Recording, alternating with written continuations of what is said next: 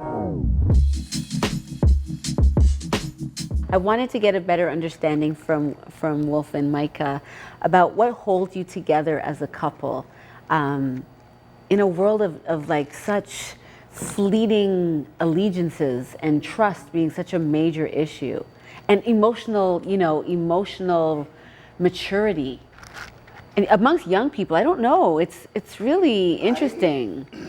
They're more aware. I literally was gonna say awareness. Yeah.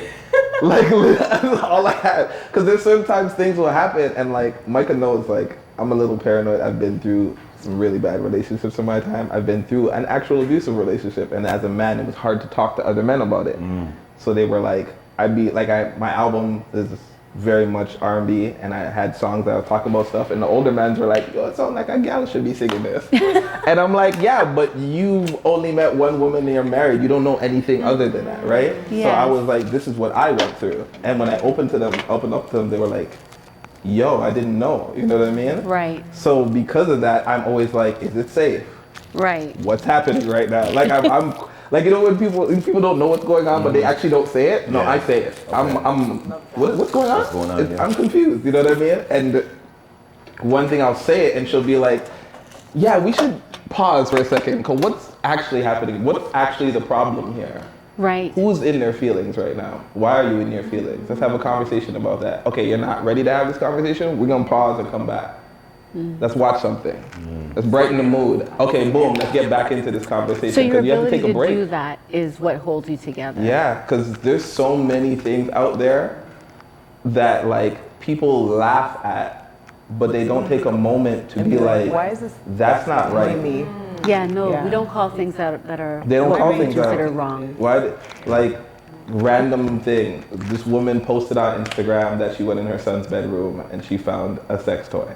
Okay. That he was, and then she was cracking jokes, and she's like, he's putting his little wee wee in here, and someone sent it to me, and I was like, this ain't cool. Yeah. No, it's not cool. I'm like, you don't see anybody going in the daughter's bedroom, taking up the dildo, and being like, you know, like now you are embarrassed, and she posted this online. Jeez. And I'm like, okay. If I'm one of his homies and I'm at his age, I'm probably immature now. Right. I'm seeing that's his mom. So he's gonna come permission. to the block. He's gonna come on the ball court, and be like, "Yo, you know that? Yeah. You are. That's now he doesn't know how to move. Right. It's violent. And it's not like she's gonna take him up and move him to a next school. Exactly. You have to live through that now. Yeah. Yeah. Okay. We all have a past, I guess. What keeps us together? Is that the question? That was, what keeps us yeah, together? what holds you together? What keeps us moving through this wild jungle of social media and life expectancy? One of my most important values is growth. And I am like, I think one day I was like, Wolf is the first man that I've met that I feel like I'm not gonna like outgrow tomorrow.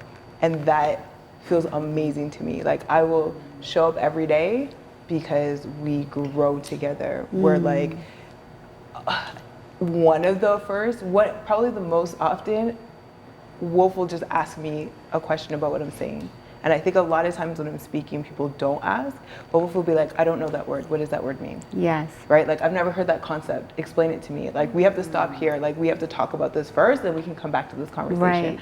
And that ability to have those conversations where it's not just like, I'm going to pretend that I know what you're talking about because I don't want to look stupid right now. And then I'm going to like try to just pretend like, oh yeah. Yes. And then I ask questions all day. And then vice versa. For me, there's a lot of concepts that he knew, especially about like metaphysical or like just spiritual stuff, where I will bring them to him. Like I'll be like, I'm figuring this out. I heard this word. Can you tell me what you know about it? I just want to sit and listen to you explain what your experience has been with it. And I'm just gonna soak it in, and I'm gonna try it tomorrow, and I'll come back and have this conversation. I think the ability for each of us to be teacher and student, I think the ability for us to like just meet in that place is, for me, why I will go back to that place. I'm gonna say secondary is knowing each other's, I'm gonna say love language, but I'm also gonna say trauma language.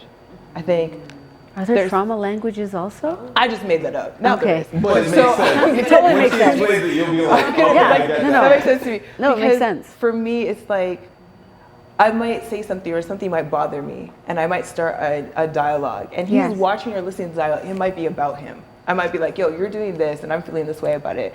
And he'll just be like, I'm still here.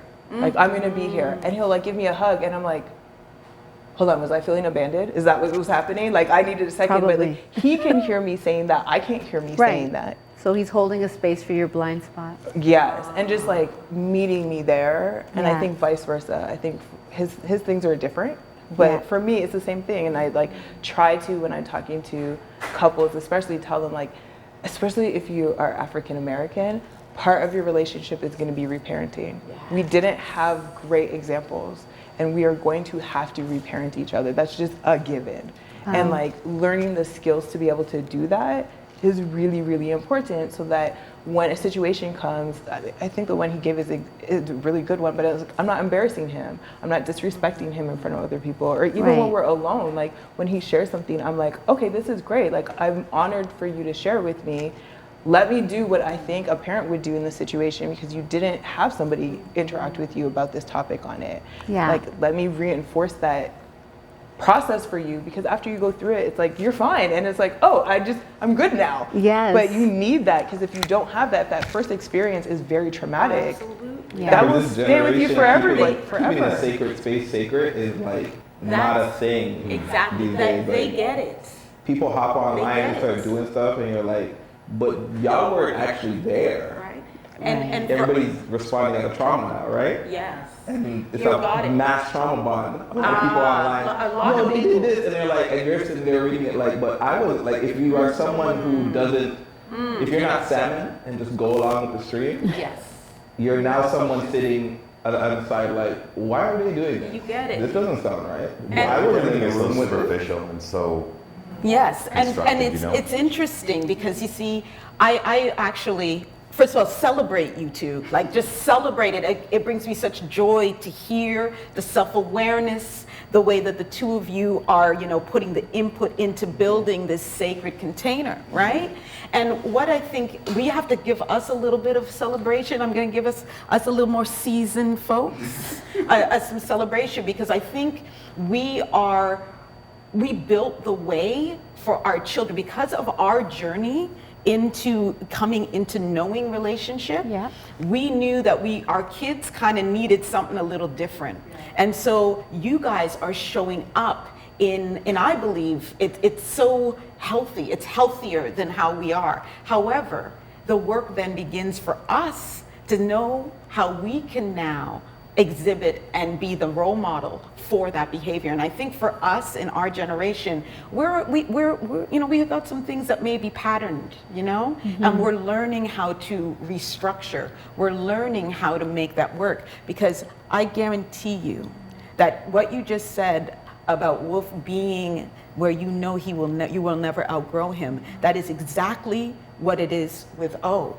We have in 20 years, that we have been together, you know, he is the smartest man I've ever known. The humility by which you all seem to approach your relationships is beautiful, because I think that's a component that especially men may not be given by permission, by society, permission to kind of dwell within, that the feminine side of their masculinity and vice versa. And I think Black women, or women in particular, have also overimposed upon themselves masculine energy and have not been operating more in their feminine energy.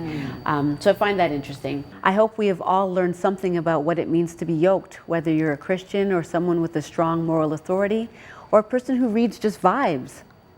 Choosing a partner with the awareness of who you are and what you need is a great place to start. If you want to reach out, please DM us on Instagram at FEVA TV.